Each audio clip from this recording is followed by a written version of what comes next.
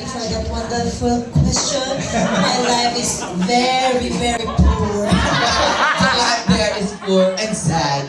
And sad. That's all, thank you. At ikaw na, Gray. May silver lining ba to? Hindi, kasi sa SB, nasa SB ako that time, tapos nung umalis, kumbaga nagkaroon ako ng solo project. So, syempre, nandoon kayong break even ka lang sa lahat ng kinikita mo. Kasi may personal na gastos ka, bukod pa doon, magbibigay ka ng kahit konti sa pamilya mo, di ba? Tapos pag nagkaroon ng emergency. So, yung buhay dati, talagang sakto lang. Sakto na lumalaban ka sa buhay, sakto na minsan babalakangin ka na sa sobrang sayaw mo, puyat ka dahil sa taping.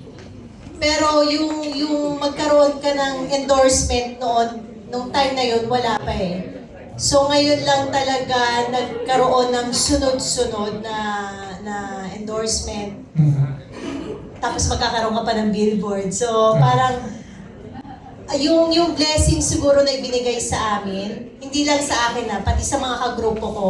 Kumbaga binigyan kami ng chance ulit na maramdaman ko ano yung feeling ng artista talaga.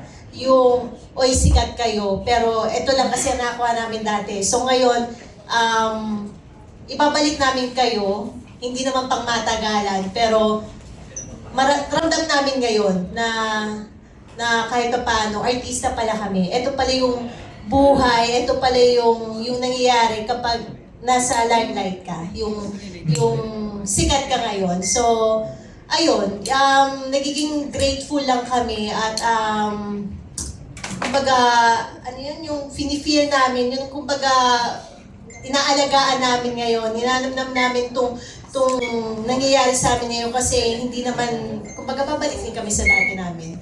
Babalik din kami sa buhay ng may pamilya.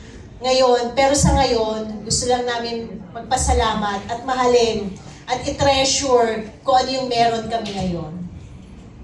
Yun. Pero, umpisa pa lang, sabi ko nga, no name pa naman ako noon, wala pa naman masyadong andiyan dyan na ang beauty derm, andiyan na si Ate Ray. Kumbaga, may binigyan, kumbaga nagtiwala na sila sa amin, sa akin, kahit alam mo yun yung wala ka pa, na i-endorse yung product nila. So, ayun. Ako naman, sorry. Kasi ako nasa politics na eh. Wala naman na ako sa showbiz lately. So, alam mo yung politiko ka pero may in-endorse ka pa rin products, di ba? Tapos, tatanungin ng mga tao, Vice ko, ba't ang ganda ng skin mo? Anong ginagamit mo? Ayan. Vice ko, bakit, minsan, ang tawag yun? Yung glass skin ka, ganyan-ganyan. Sabi ko, ano lang yan. Dahil sabi ko, kasi sabi beauty derm yan. Beauty derm. So, alam mo yun, parang kahit nasa politika ka, pero meron ka pa rin ini-endorse na product. Tapos may tao pa rin naniniwala. Kahit hindi ka na showbiz, pero nandyan pa rin yung beauty derm na ini-endorse mo pa rin.